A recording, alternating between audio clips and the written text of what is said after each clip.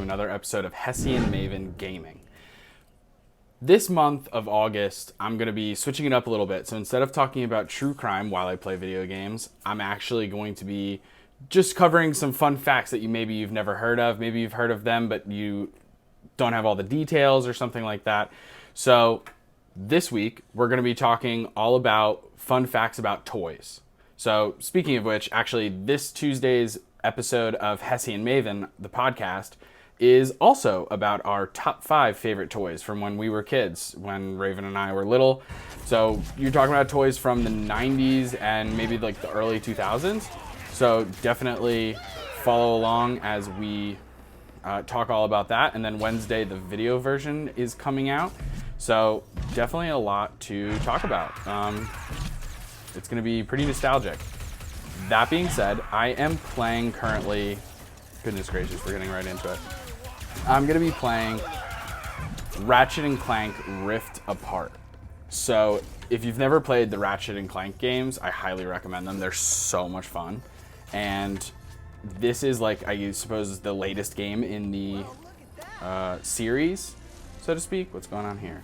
I'm getting scanned. I'm looking good. I think that covers everything here. Okay, I got a helmet, I guess. I don't know. Okay, sorry. Let's really get into the series. So again, I'm playing Ratchet Clank Rift Apart, and we're going to be talking about 10 super interesting fun facts all about toys. Let's get into it. Okay, so now toys are pretty old, right? As long as there have been kids, there has most likely been toys, and most of that has been proven, whether it's like stone sculptures or all kinds of crazy stuff. But our first fun fact is that yo-yos are actually crazy old. These sons of guns. I love Ratchet & Clank so much. I think I've played every single one. I don't even know if I've beaten some of them. I just have so much fun, and then eventually my hyperfixation dies down is really what happens. But there are actually pictures of kids playing with yo-yos on vases from Greece from like 440 BC. And there are even some accounts that say that yo-yos appeared in China even earlier than that. And before they were called yo-yos, they were referred to as bandolores, which it sounds insane. But in 1928, Pedro Flores, a Filipino immigrant, started the first yo-yo company in Santa Barbara, California. In 1933, this is really interesting, yo-yos were actually banned in Syria because they were believed to bring about drought. Superstitions, man, and I mean religion, superstition. We won't get into it. Yeah. All right, so I open that up, and I'm just looking around. I'm such a sucker for like trying to make sure I get all of the little nuts and bolts and everything that I can possibly find. I'm all about that life. What are these little orbs? I like that they fly. Okay, that's fun. Ooh, conveyor belts. Okay. I just thought that was really interesting. Yo-yos are super old, and there was a country that banned them because they were like, these bring drought. And I was like, that's wild. So yeah, pretty interesting. Fact number 2. So the Barbie movie's out, and if you haven't seen it, I highly suggest it. The only people who don't like it are like freaking losers who are like either really threatened by it or genuinely don't understand that it doesn't matter. We won't get into that. If you want to know, feel free to message me privately, and we can get into it. But it doesn't matter right now.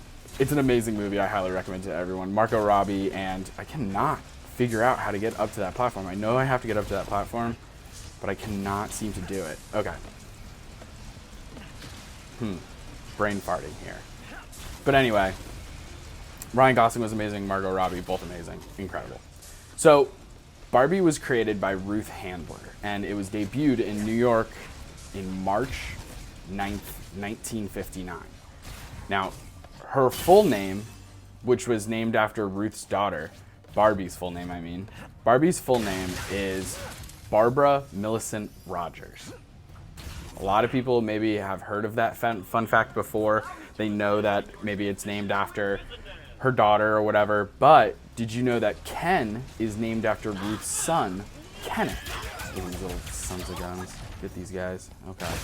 Yeah, I gotta hit all the boxes. I'm obsessed with getting those nuts and bolts because that's how you buy new weapons from Mrs. Zertron, I think. Anyway. So Barbie and Ken were both named after siblings. So that's really interesting. I mean, obviously, like, they weren't advertised that way because we all know that Barbie and Ken going to... Oh, that was stupid of me. Okay, that's on me. I genuinely didn't know that there was a red laser thing there. Let's try this again. So I just thought that was really interesting. It's crazy to think. Like, imagine if you were the kids and you're like, Mom, everybody is making Barbie and Ken kiss, but we're brothers. Like, it's so gross. It's just like, man, that sucks. That's so funny to me. Anyway, every 3 seconds, a Barbie doll is sold somewhere in the world. It is still like one of Mattel's top grossing products. Like, it is insane. And in Barbie's lifetime, as long as she's been around, she's held over 250 different jobs, from astronaut to doctor to business executive. She has held jobs that women weren't even allowed to have. Look at this guy, freaking aliens. Speaking of which, aliens exist according to the U.S. government. What the hell? I mean, unless they're paying my student loans and like helping us get universal health care, I kind of don't give a shit, but pretty crazy. Anyway. Yeah, dog, you gotta jump down there. Okay. What's going on here? Little train action. Again, can't do anything until I hit these boxes. But yeah, she held jobs that like women weren't even allowed to have. I think she had a house before women were allowed to own homes without like a male co-signer, like a husband had to co-sign. Like, it's just crazy how progressive she was. And there are so many interesting facts about Barbie as a toy or as a doll. It is incredible. So, just some interesting stuff. And sticking right along with Mattel, let's get into our third fun fact. So, a lot of people have heard of He-Man, right? He-Man Masters of the Universe, this super popular cartoon show that was around in the 80s and has been like rebooted and stuff like that. I personally am more of a She-Ra fan when it comes to the cartoon. That show on Netflix was masterful. I thought it was so freaking good. But then, the interesting thing is, did some people know this, but maybe not all the details. Did you know that He-Man was a toy before it was a cartoon show? So the toy was created first, actually. And there was like some really interesting stuff going on at the time with the FCC and like advertising, and especially for like children's shows and toys and stuff like that. Like, there was all these like new rules and whatever. But the interesting thing is that the reason that that He-Man Masters of the Universe became both a comic strip as well as a cartoon is because when like executives or salesmen were like going around to different toy stores and being like, hey man, we got this cool new toy, the executives would be like, sick, and what about the TV show? Because like that's how you like, that helped selling so much, because like, you know, you think about the Power Rangers. You know, like, would the Power Ranger toys be as successful as they were if it weren't for the Power Rangers TV show? Like, I don't know, probably not. So I hate these guys with like the punching gloves. All right, yeah, I'm using my like little blaster pistol thing a lot. A lot of my other stuff is like pretty close up. Oh, I'm out of ammo. Mr. Fungi is my new jam, but it looks like I'm out of ammo. All right. Smash those boxes, because why not? So these selling people, they're like going around, and just like salesmen, go figure, they end up just lying and being like, absolutely, we have a cartoon. Yeah, it's in the works. And that is how the He-Man show came about, was that they had to live up to executives from toy stores, like things like Toys R Us. And in order to back up what they were lying about, they had to actually create the TV show, and thus He-Man Masters of the Universe becomes this really popular show in the 1980s. Wild. Now, moving on. Fact number 4. Some toys... Oh, look at this. I got this little spy guy. Okay, cool. Oh, I'm sliding down a thing. All right, so some toys struggle to sell. Like, they create them, these different companies, and they just don't do as well as maybe they would have liked. And it's interesting because there's all kinds of different tactics in order to try and get, you know, to sell your product. But there are some toys that actually, their entire success is almost entirely dependent on talk shows, like late night, or not even late night always, but like talk shows in general. So one example is Tickle Me Elmo. After it appeared on Rosie O'Donnell's show, The Rosie O'Donnell Show, it became a must-have. It was one of those toys that people were like, on Black Friday and Christmas, like leading up to Christmas, parents were straight up fighting about it. Like, it was ruthless. Which, speaking of, does anyone remember the Christmas movie with Arnold Schwarzenegger and Sinbad called Jingle All the Way? That movie is slept on. It is so fun. Anyway, yeah, Tickle Me Elmo was one of those toys that people would just fight over. Okay, not that way. Where am I going? I'm kind of losing my way a little bit. I'm trying to figure out where to go. But, ooh, okay, what's down here? Oh, there's the club. Okay, we're good. This is Club Nefarious that I've been looking for. But first, as always, I gotta look around to see if there's anything to break. I need those nuts and bolts. Doesn't look like anything.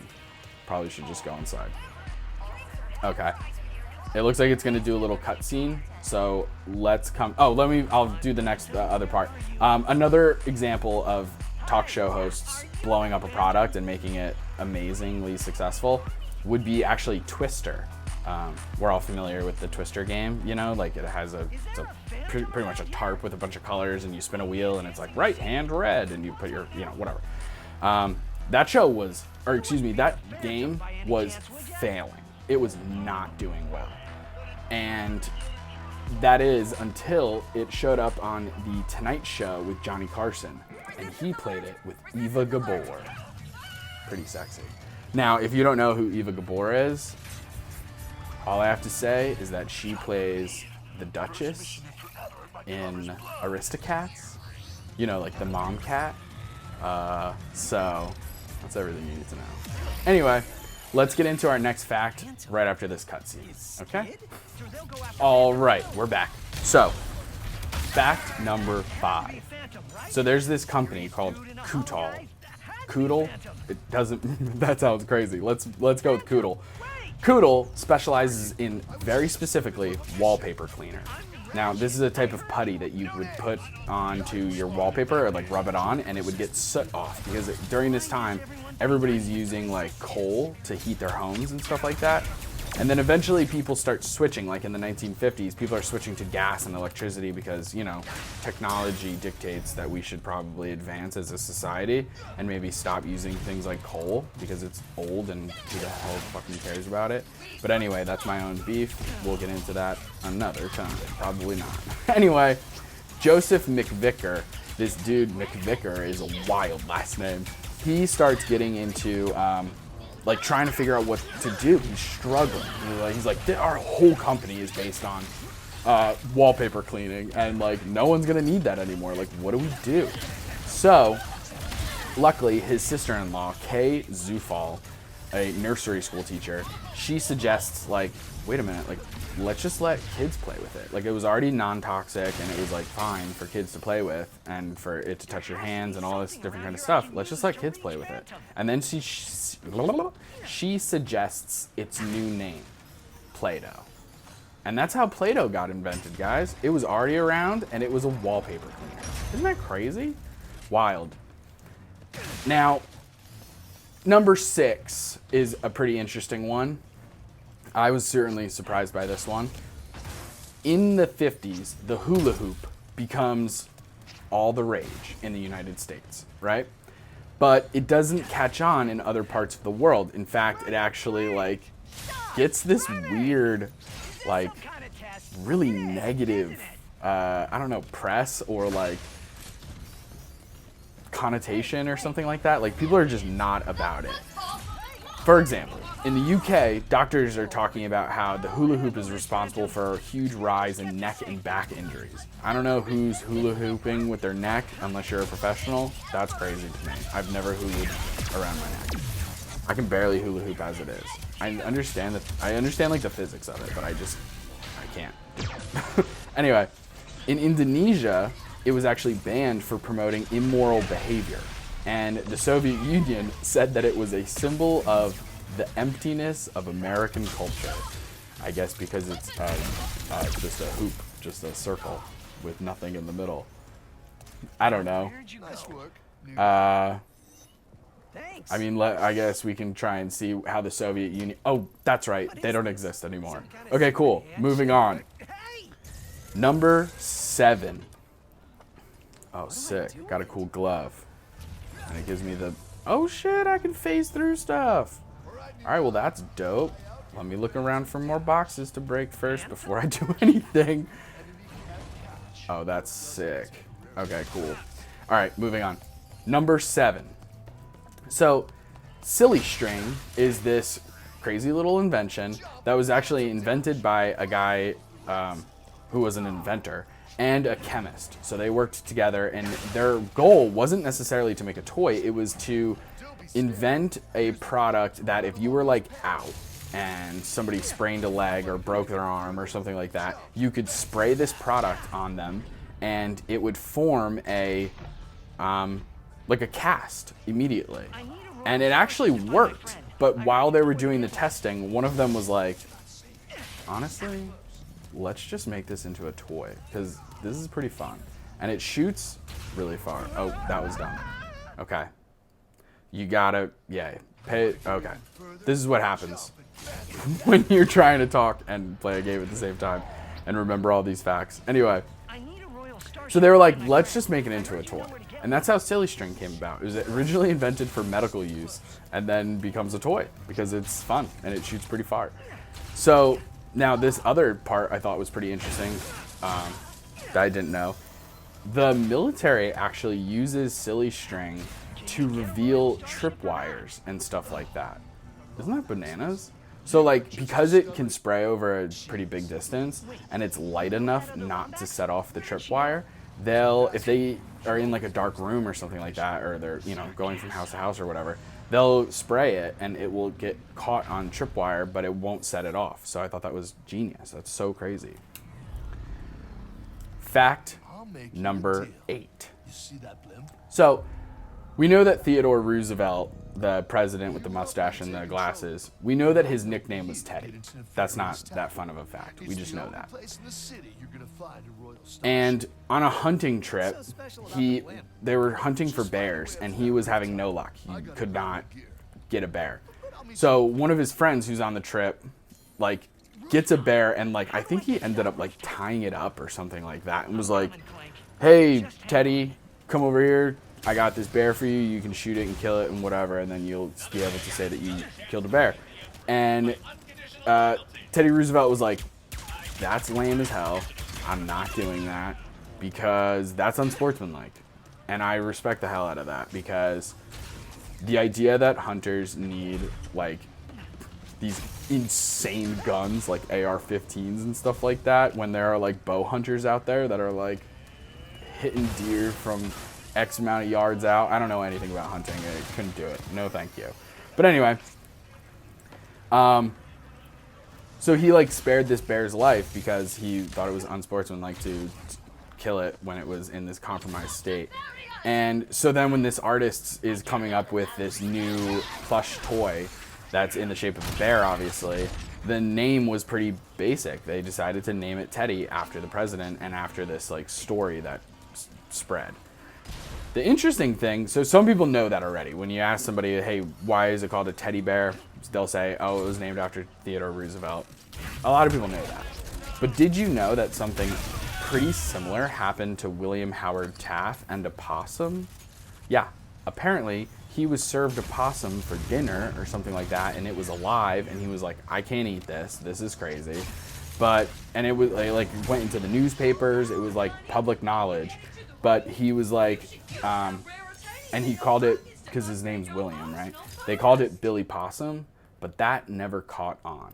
And I just think that's so crazy to think about. What if we lived in a world where there were possum plushies and it was called Billy Possum? That's insane. Wild. All right. Looks like I'm okay. Yeah, upgrading guns. Whatever. Let's get into it. Number 9. Now, Jenga is a fun game. We all know what it is, right? Tower of bricks that are usually made out of wood, and you open the bricks and take out whatever's inside. Take out whatever's inside. What am I talking about? I'm talking in circles. That makes no sense. That's not what Jenga is. And you take the bricks out, and hopefully the tower doesn't fall, and that's how it's pretty much played, right? But I thought it was pretty interesting. I was looking up these fun facts.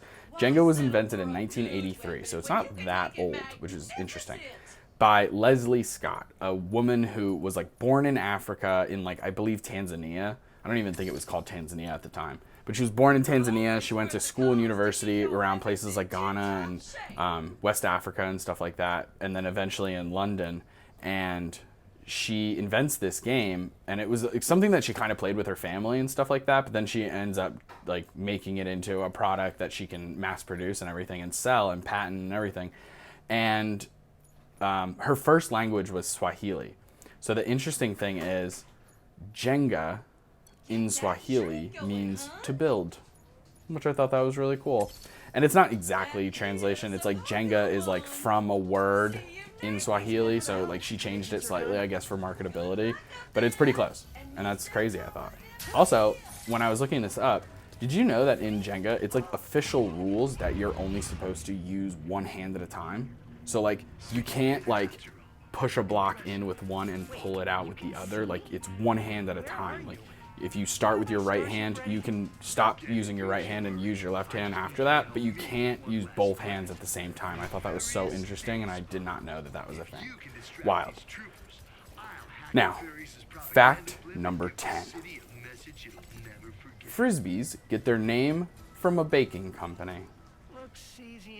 Mind blown.